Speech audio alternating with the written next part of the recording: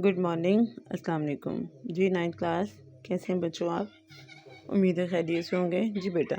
आज हम जो है वो आपके नज़्म हम्द, आज हम उसका जो है वो खुलासा और मरकज़ी ख्याल रिवाइज़ करेंगे जी। गौर से सुने। पहले आप इसकी जो है वो मतलब अशार सुनिए और उसके बाद मैं आपको इसका मरकज़ी ख्याल और खुलासा बताऊँगी। ये ज़मीं ये फलक, इनसे आगे तलक, जितनी दुनियाएं हैं सब में तेरी झलक, सबसे लेकिन जुदा ए खुदा ए खुदा। हर सहर फूटती है नए रंग से, सब्ज़ गुल खिले सीना और संग से, गूंजता है जहाँ तेरे आहंग से। जिसने की जुस्तजू मिल गया उसको तू, सबका तू रहनुमा ए खुदा ए खुदा। हर सितारे में आबाद है एक जहाँ, चांद सूरज तेरी रोशनी के निशान। पत्थरों को भी तूने अता की जुबान, जानवर आदमी कर रहे हैं सभी तेरी हम्दो सना। ए खुदा ए खुदा। सौंप कर मनसबे आदमियत मुझे, तूने बख्शी है अपनी खिलाफत मुझे। शौक़ सजदा भी कर अब अनायत मुझे, खम रहे मेरा सर तेरी दहलीज पर, है यही इल्तिजा ए खुदा ए खुदा। जी, ज़फ़र वारसी ने ये नज़म लिखी है बाब हरम की किताब से जी। अब हम इसका जो है वो मरकज़ी ख्याल पढ़ेंगे। आप गौर से सुने और देखें, और जिन बच्चों का मिसिंग काम है उसको वो कंप्लीट कर लें जी। मरकज़ी ख्याल। शायर मुज़फ़्फ़र वारसी के नज़्म हम का मरकज़ी ख्याल अल्लाह ताला की बेपना अज़मत और इसकी तख्लीक़ की बेमिसाल कुदरत को बयान करता है। शायर ने अल्लाह ताला की सिफ़ात को उजागर करते हुए दुनिया के हर कोने और हर निज़ाम में इसकी मौजूदगी की झलक देखी है। अल्लाह ताला की कुदरत का इज़हार कुदरती मज़ाहिर जैसे ज़मीन व आसमान, सूरज, चाँद, सितारे, फल फूल और पत्थरों में नज़र आता है, जो सब अल्लाह ताला की तख्लीक़ और हिकमत का मसर है। आगे इसका खुलासा है कि इस नज़्म में शायर अल्लाह ताला की अज़मत का जिक्र करते हुए दुनिया और कायनात की तख्लीक़ के मुख्तलिफ़ पहलुओं को बयान करते हैं।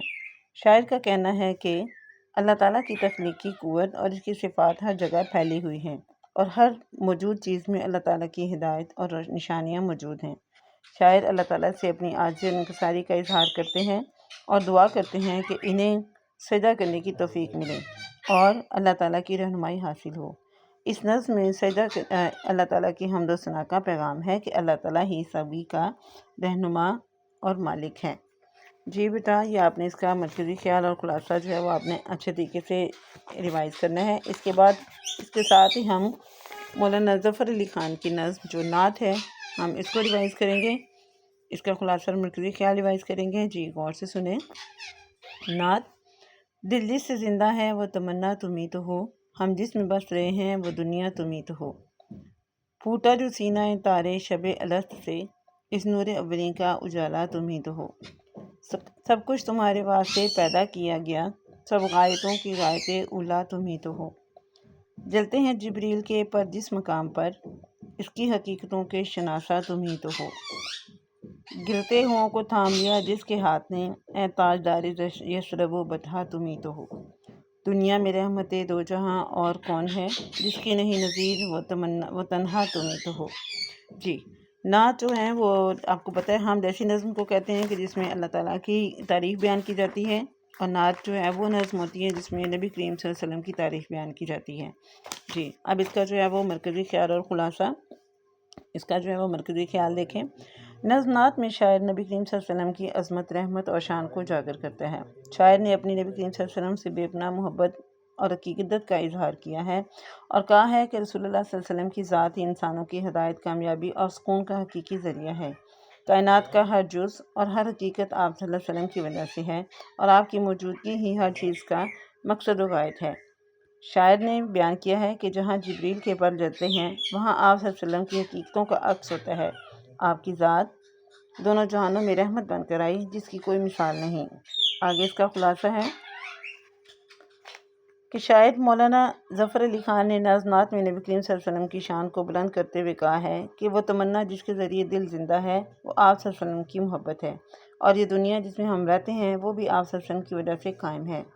दुनिया की हकीकतों का अक्सर मकसद ही आप सल्लल्लाहु अलैहि वसल्लम की ज़ात है। शायर ने कहा है कि जैसे तारीक रात में पहली रोशनी फूटती है, वैसे ही हज़ूर सल्लल्लाहु अलैहि वसल्लम की ज़ात मुबारक से पूरी कायनात में नूर और हदायत फैल गई,